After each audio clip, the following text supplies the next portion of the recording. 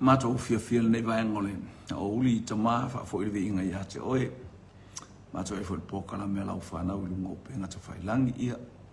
Mato taro o le nganga la vola u fio mato te fa so ai mo mato fa malo si ai. Mo mato fo si ai lo malo io bala au la u fio. Lo wanga le lu ngo penga te fai langi sau me uma ye la ufa na ule mana o lo toto e fo o inga luenga.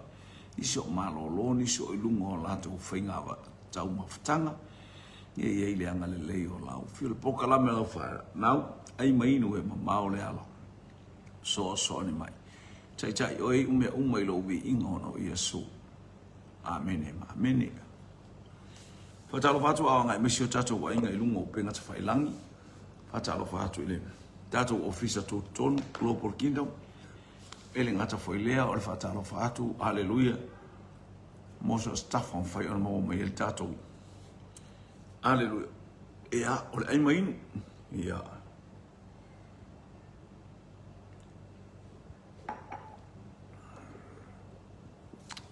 Fana utama matenia. Ale atua, te ina le nganga pa ia so steimi. Tato te ngona el malosi mo le fio. Ia fa tau no ua tato o kalame. Ja. Ni ia le li o stasi ta wane ia share tu tato por kalam ina ia il fia ia oli le o ia to lo su minute te ai le tu la full mo le lua ia ai mai ia ma ia ke so ma ia lo ia la ita to mata manu ia tato mata mo mele mele kaloki o lolo ki polo ia pefa kakau ia ki polo o kale aulele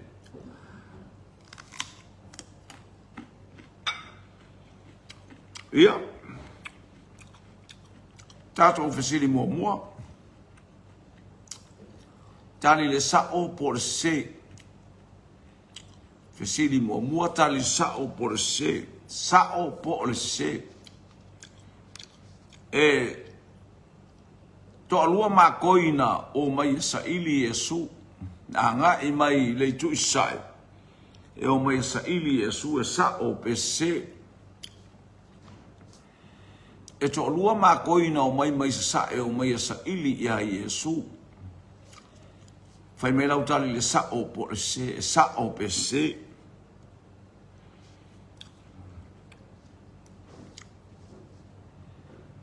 ai mai no e mamao le ala ia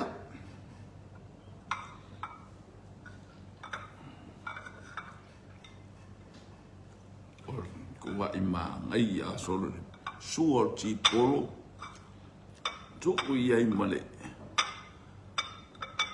karoti sangole ai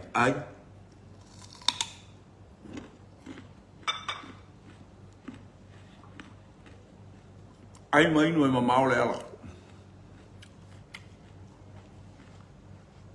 o le karoti male ti polo me va talo va so lo sunga ange tau sunga fa ton yo mai lo le mar suor sango oka wa uma ma lo so fua ai la mo su me lo sunga tai po la sunga fa tonu la sunga ange tau tele o nafa tau lima po tai lo vai ngal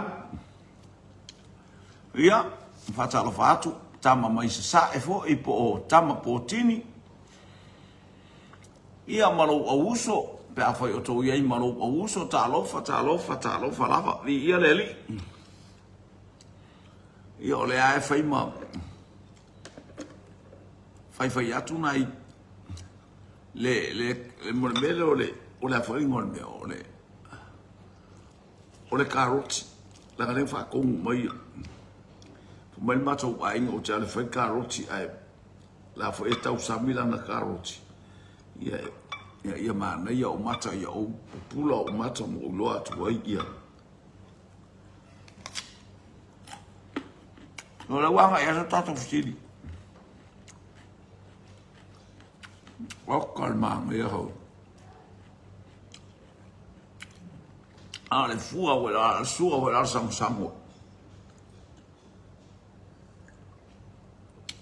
Wi ia le tali sao por se e to lua ma koina o mai sa ili le mena fana wa Yesu sa o pese Hallelujah. Ia o amene tayao ia fatalo fatu fo iso stafa America Samoa ke lo tu war sauninga tu o for sauninga tu tuila na waleva na moisa kayo po la ta fa sa kayo o le Disneyland ia le li fatalo fatu iso stafa on fa na mo malta to polo kala mele o sa tato tali mo se fesili tali le sa o por se to alua ma koina o e sa ili le mea na whana wa Yesu sa o le kwa ve la o le la o le whai mato ngā luenga o le mga tero le vai asa muli le mato ngā luenga pe alo fungi e le li a vene malosi la utufunga mana ka muta ia o to e vai aso nei lea e lima whaatasi e va vai atu le pamulianga le atu bi ia le li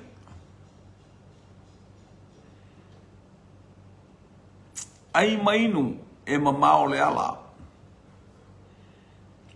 Tasil tatou tali. Hallelujah, tali mai le sa o pole se. E to alua. E to alua ma koina oe sa ili le mea na whana wa Yesu sa o pese. Tasil tatou tali. Hallelujah. Hallelujah, ele leile atua, I taimi uma, ia o leala ua tasi tātou tali, mau te lola atali ai fo umara tātou fisili tātou tali le tasi, e se, e le to lua, e to fia la, le la o to e tatao to ai lunga I, e to fia, o le asa o tilo le tuspa ia, e to fia, e so fia I la tau na o mai asi. E tilo, po I la tau fo ina o mai, e sa ili, maso e sue, po fea o whana wai le tupu o tangata iuta ia. Vi ia le li, o lato fsili len whaia herota. O fea o whana wai le tupu o tangata iuta ia, ala kule kupu. Kua pangai kongu ai maka o herota, awa hika. Ia leo foi mai ia si uso le to fa aftai ia fa talo pa tu foi le uso ona mai male poni talo fa male poni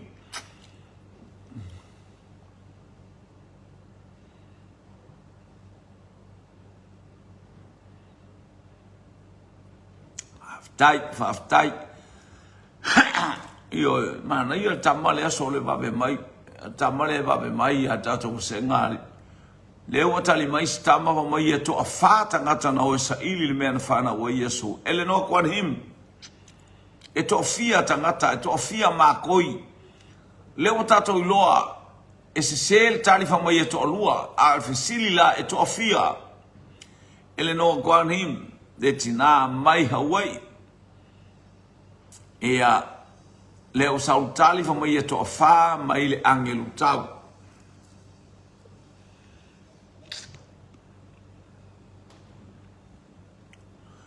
Hallelujah, tasi tatou tali. E to fia la tangata na o le asa usa ili o le afo isa usu e masa uaba ai tuspa ia. E to fia ila atou o e na o e sa ili le mea na whana wa Yesu. Hallelujah, tali mo mua e to wha.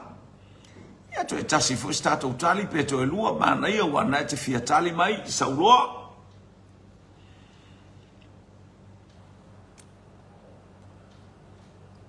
Yesu ola upele o le alo faua e se. Na e a fio mai nei lava oe. Pe lava oe se tangata e se. Na te ena oe i tua a ai. Ile nu usa e alofa i ai.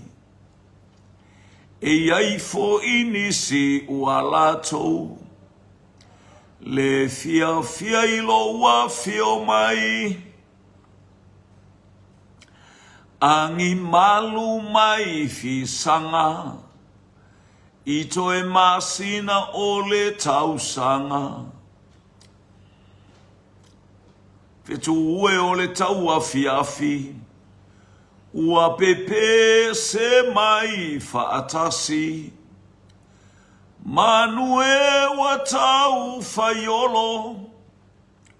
Oli le au popoto. Aulia o le po whanau. O Yesu le fa amali e loto. Tali mai maleponi. Toa tolu. Ua au fatasi whamsino tu inatu le manu malo i maleponi. Sa ora ta male a mai maleponi e toa tolu. Ala mai ua au winatu le malofa o le auro.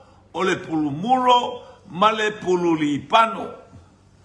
O i tātou te ilo ai e toa tolu tangata ia na caringa saulesi o le auro, saulesi o le muro, saulesi o le pululi pano. Mi ia le atua whaftai utali le tātou fesili. Hallelujah. O le nuu lea o Filipi. O le nuu lea o Filipi. O fea le kontineta o le lalolange iai Filipi. Ia leo whapea mai e to tolu mai sale aula. Ia ae to a wha mai whale la tai. Florence the night, talofa. So i fua manuia ia te oele wharatua. Ia. O a mai whaifi au. Ia leli.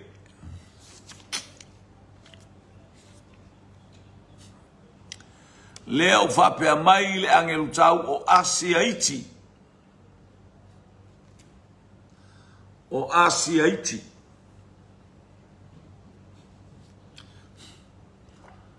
Ia, o le fua o sango.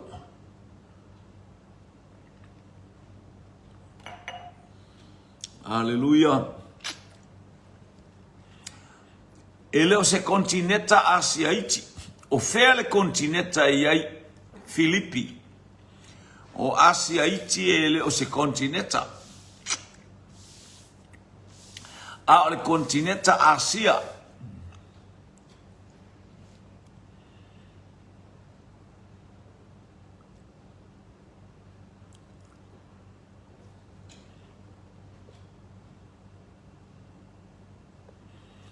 Oi o pasta o lea ea nga i se mea ali. O Samoa po anga i Australia po Amerika ali i angiru tau.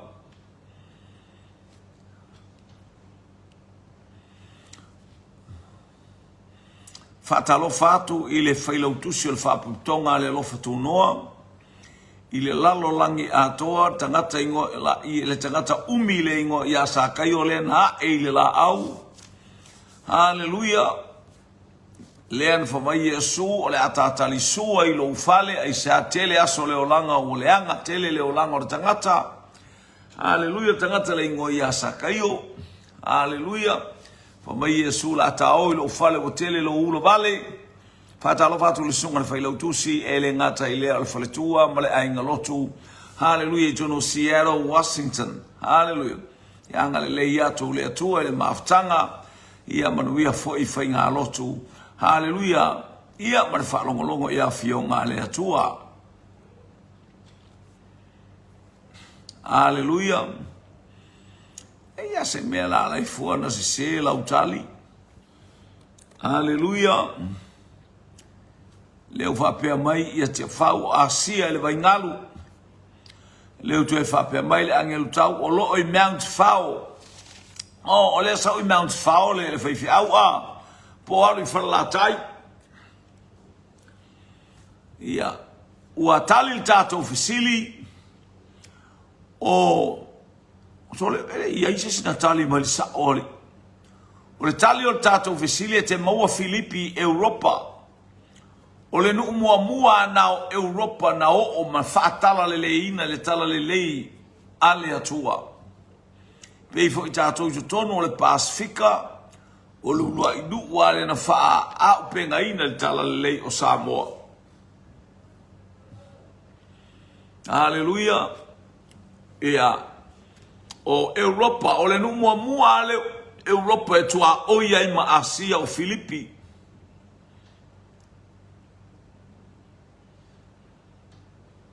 O ia me la fasia i asi kamali. Ia whaalongo le watali mai ia le. Watali mai tangata lea mai manono. Tama o le tama le puyai o a tama le mai apai. Haleluia, por tama le mai salua.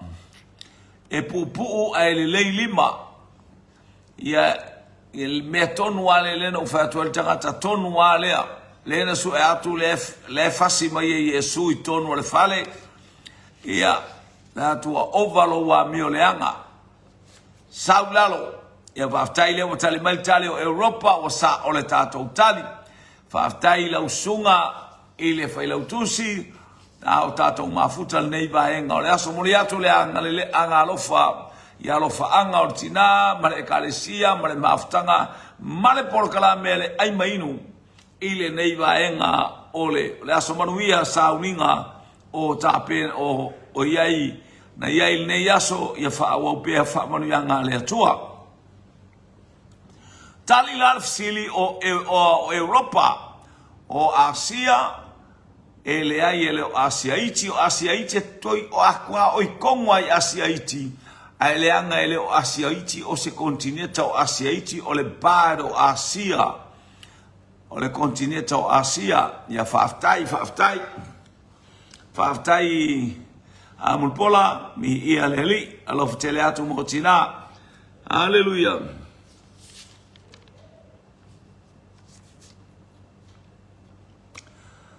Praise God. Fai mai ruta. Aua to toe ta ua au. Aua to te toe ta ua au. I nai ngoa ai ta ua au o mara. Sa o pese. O upu nei a ruta na fai atu ai le lato o nuso ia to te tau so oa mai au. I nai ngoa ai fai ngoa o ya mara sa o pese. Hallelujah. Vaftai molo faanga mulpola vi ia leli. Hallelujah.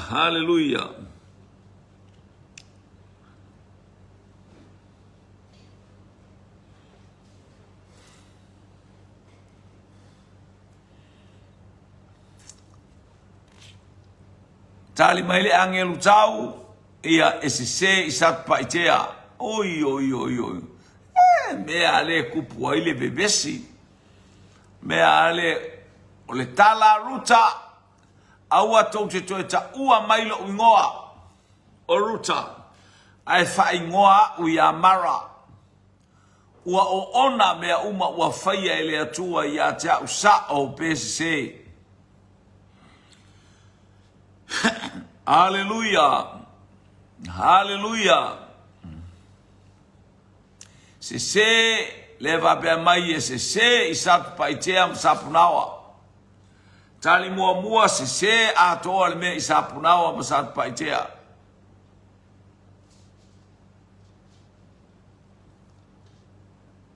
Hallelujah. Hallelujah.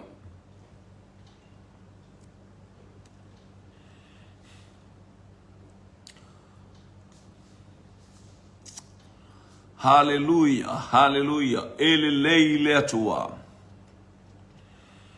Praise God. Tasil tatou tani.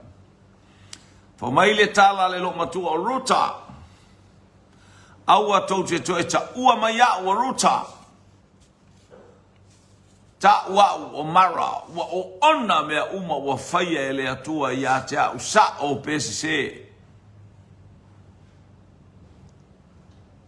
ia lea la whaka awale lau muu awale lau muu ngā le oso mai a runguku wara e mamao ai anga laka mai ngā rako kuli a mal whako ese lea la ua tu mai whaila unga ua matua le fia la par whaila unga e ua i totongi il pasese ai oso ane le ita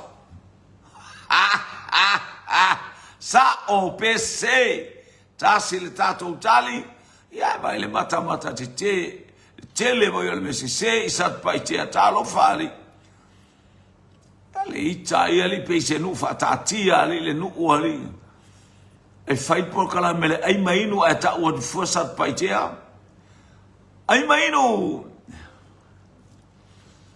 hallelujah fai mali e mai lo sa fai mali e lo sa ile ai mainu le nei vai ngole aso vi ia le tua tato mo fo le nei vai aso le asa ana nafi ya sa fola le tala le leia le tua ia malo fai o le faiva malo si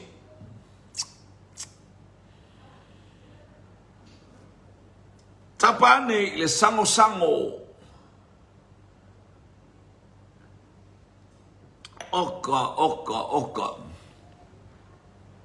se sale aula ia lele ele mea neuta fefe ai mea leo ta musu ai e ua ina oso mai leisi le va lele pe oso atu leisi le va alalo dole pe oso foi tamole a o le va lele o sami le lato va lele lo i o fasi ai loa male angelu tau lua tato tali o le se isale aula ma le se isat paitea hallelujah Ray Victor talofa lo uso Ronnie T Tawai ia vi ia le li ma lo le anga mai mi ia le atua ia wa mai le ainga di ia le li o sale aula ua faaula ina ai savai o ia e ali tasi tangata sale aula ya le langi na o le tau pou tasi le tau na o le tau sala o lo tatia le mena mu ai le lava ua faali ato mai o lo o iai le maftanga babala lata male atua ya mio le lei a onis tangata ia lato uma muli mai talo fai ua tali tato sili se fai mai tala lea ilo stala ruta o le tala Naomi fo me auto e ta ua o mara ale fa bel tato tala fai mai ruta ele o ruta yana le upu o le tala Naomi ua fo i mai Naomi a male maftia o lo na loto na alu male oa male tamau ainga ai mai se ele o atele o lona to alua malana whanau ua feoti mo api aya ua fo i fua moa mai ele aise tamaititi le aise tama a ua tupu le lave ia lea la ua tali il tato fisili mai Naomi aua ne ito e ta ua o Naomi ai ngo ata ua mara a sili le salatu nei foi mai ruta e lei se upu fa pe a ruta fa tai mo lo fatasi mai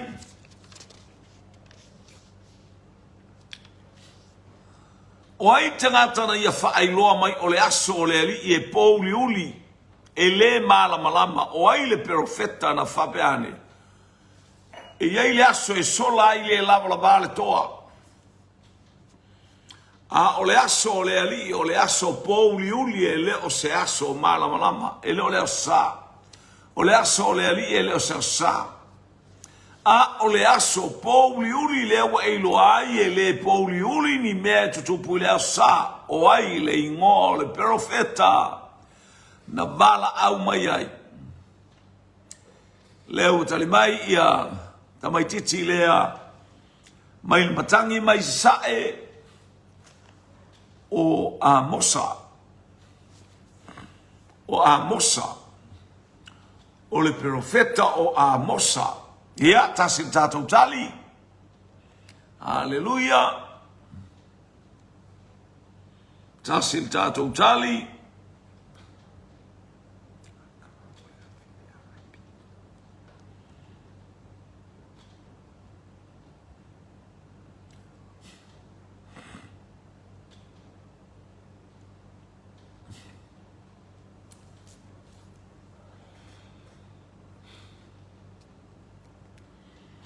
Haleluia.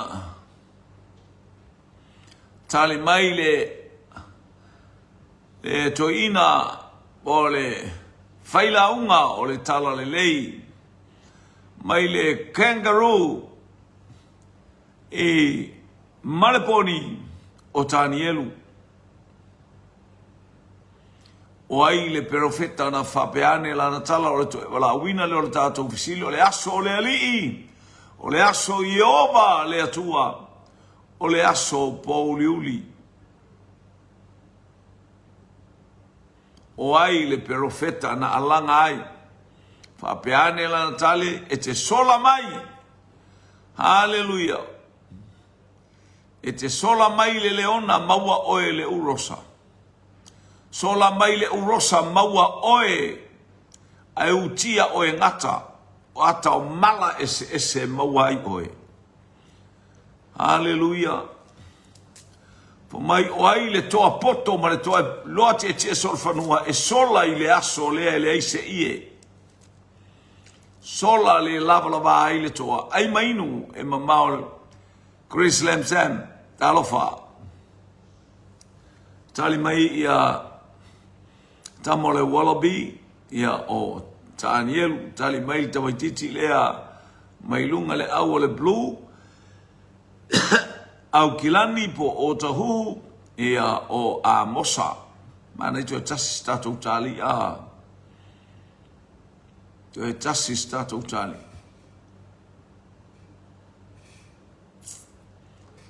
Ia ua mai ar tātou wawanoa o le tali o le tātou fisili o le profeta o Amosa. O le tapena penanga lea Amosa wala au i so tangata o Israelu. Kai wala au Amosa e feitai e tangata. E te ilo ale ita tangata i lau launga, ale ita tangata i lau whamalosi, ale ita tangata i lau whasoa. Ele o es tangata o tauivi. E tangata e ita mai ia oe e whaipea lau whasoa. Ai awane I whai lau whaasoa e mana o e tau upu ma le tangata. Tau upu whaalongolongo tangata e se ai.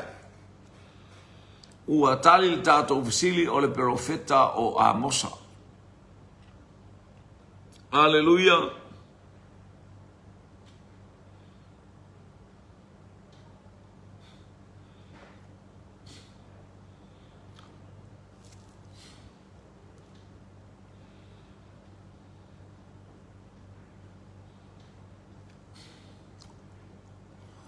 O Iosefa talofa meis, talofa ilo uso.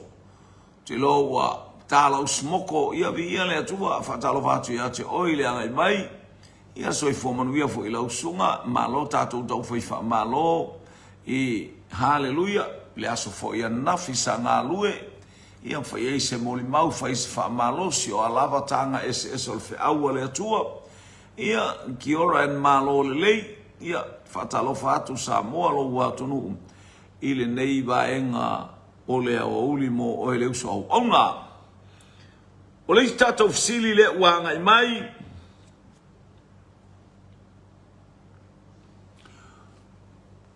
haleluia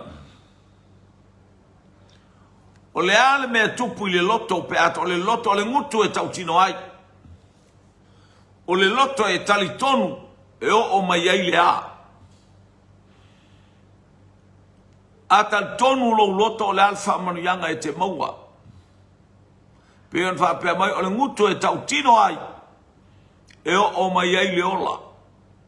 A o le loto e tal tonu e fatu atu ai. O le ase mea o le ama baia. Ia malonga lue, malo lavale.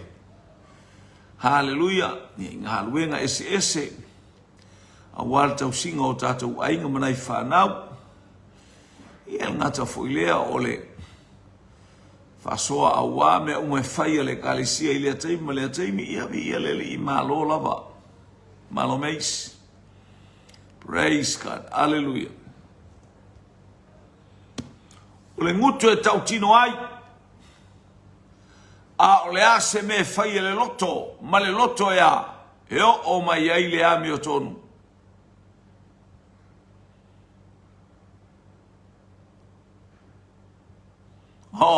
Le lau tali mai ia le angel tau o le ami o tonu. Ngutu e tau tino ma le loto tali tonu ai. Ia le ale me la tupu ai le ufa apea o mai ai le ami o tonu. Chris Lamzam ami o tonu. Mike ami o tonu.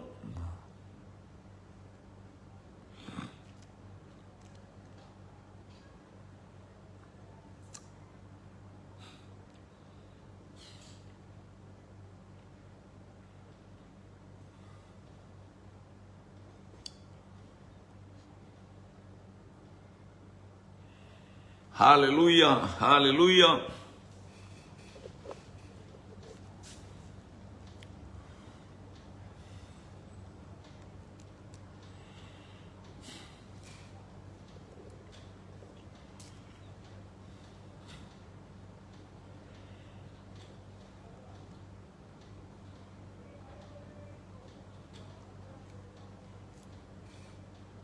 Ia, ua tali le tātou ofisili. O le ngutu e tau tino ai o mai ai le ola. Ma le loto e tali tonu ai o mai ai le ami o tonu whaaftai.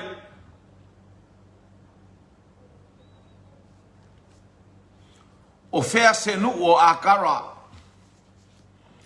O fea se nu o akara. O fea se nu o akara.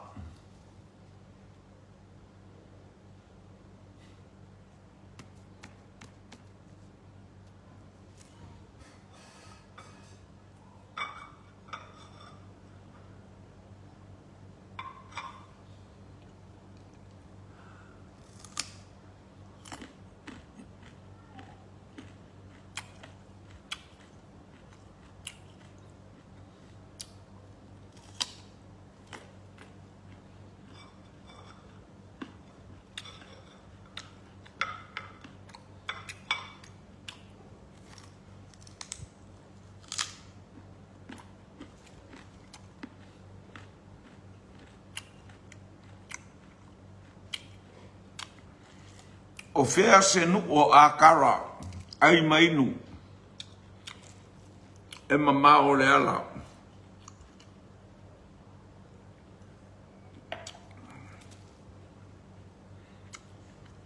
Hallelujah.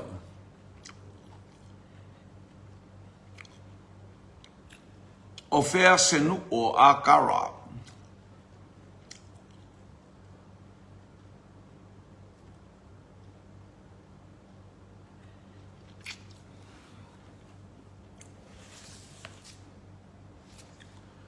O oele tupu moni, Yesu e na o oe.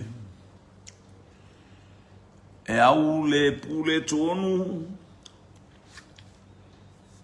le pule e olai. Le tupu oe o tupu, ina fio mai.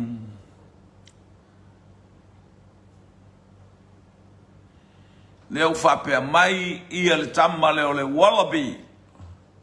Po le kangaroo, o le tamaititi, o le tawhine mai sa ale aula. Greece. O le whawhine Christchurch, oka.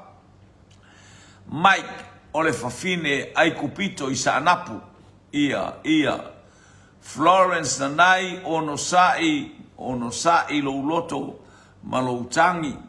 Yo le ai tangi mai nei la ia talosia ia taunu mai Pei loa I fo I male fai fe au pe ata unu maila na malanga. E tau si ia sau. Pe a fai o malanga I Amerika po o malanga I Australia. Ia tau sia ia. Ulu mata folau ma ia tau nu ule angare lei o le atua.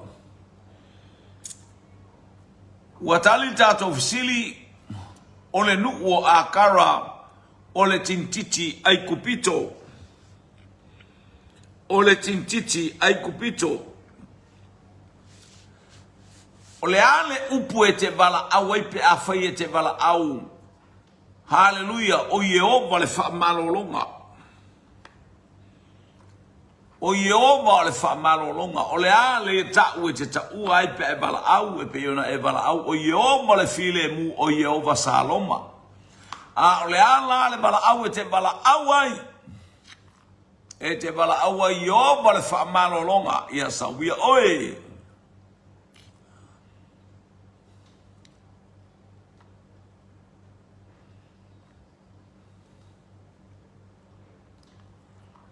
Ia lea la o tali ia aftai meis o le vai le fou o le vai te le fou le fafine ai langa na fai ona pepa alu atu ia ua fa le fatu atu e feiloa I mas fafine.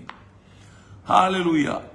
Ma feiloa ai kopito ma lom tu o akara ai le yo atu ma apramu le o tali mai Mike Yehova Rafa a e bala au ya Yehova le wha malolonga le ale bala au e te bala au ai. E o wha pia mai o Yehova Rafa. A e bala au ya Yehova o le file mu e te bala au wha pia Yehova Saloma. A e bala au Yehova wa ya au mai.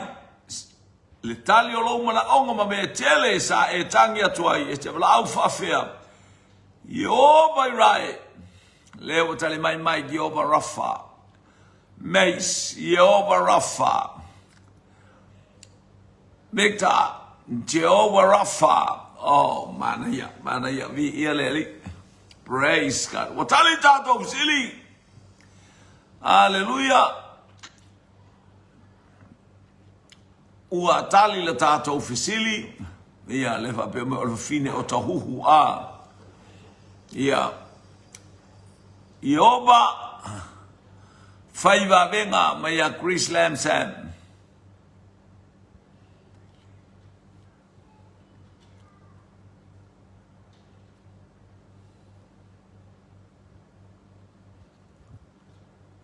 Ole. Ia le na fai mai fo ile tangil fa tua le o nguku ale na fai mai fo ile wo fa ku ai fa mali ak par tua. Ole nguku a fo ile ka ka le bo mai ole ke kan. Au te o fa o ele o. Ale foi no foi atu ai fa ma fana lo loto. Ale foi mai ele tangi teine e teine ole. Ole motonga. Hallelujah. Ai mai no.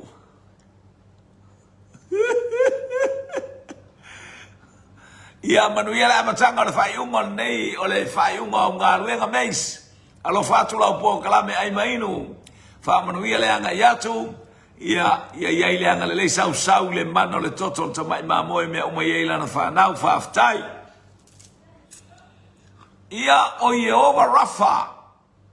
Na o tali mai o Yehova Rafa sa o le tali. Yehova Rafa. Hallelujah. O ia o Yehova le fa malolonga. He is our healer. Amen. Praise God.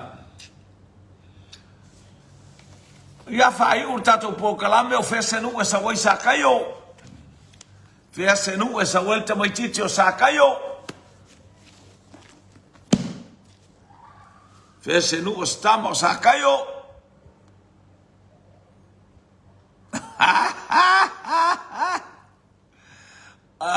Tangi le isi mata ai ata le isi mata a. Ia le lei.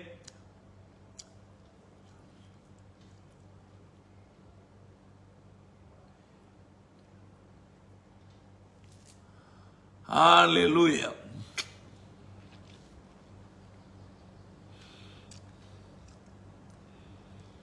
Fesenu e sa wai stama o sa kayo.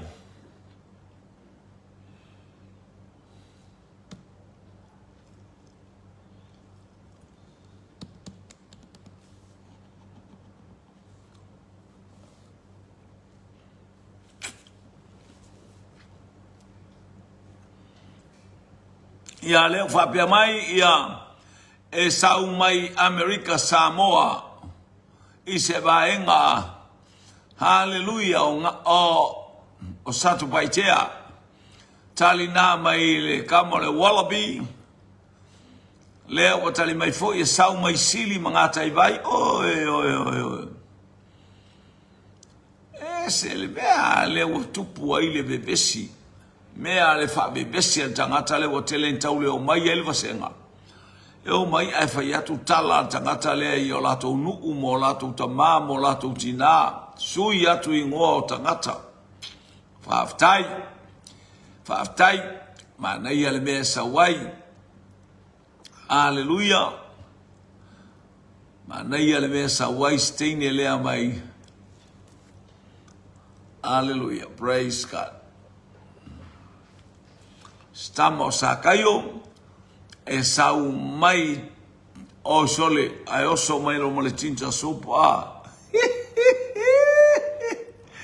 sabi ia le li ia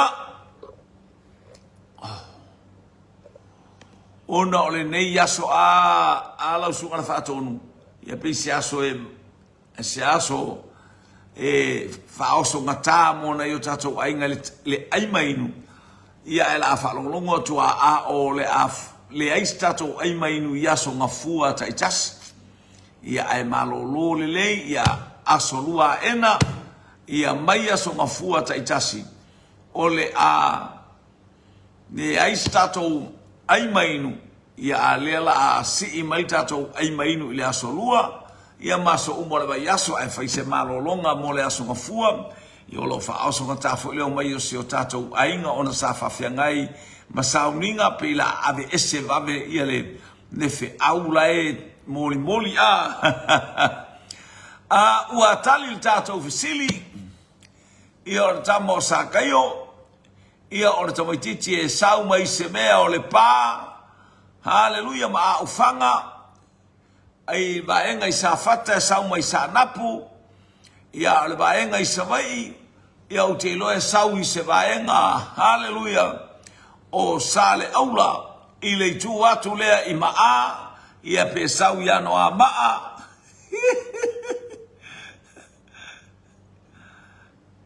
ia le li anga le atua anga le atua tu te fai me mga luengo tali tato sili o le tama i Rico o le ia sakayo i o tama titi sa e lunga sa kamoro i Rico hallelujah ia o tama titi ale fa tu fa lave nga i Rico le wai una matua wa e tama titi mama tutua ala mo ia talu ai fai me avalea hallelujah o le halu ai me ai tamaiti o le to o mai fia o mai tamaiti le onga talu ai le ai ele fatonu hallelujah o lanso tamaiti e lo ftele la boka la mel nei auli la ona hallelujah tau tu mo oelo ainga ile loto fa ma wala no yesu amen amen amen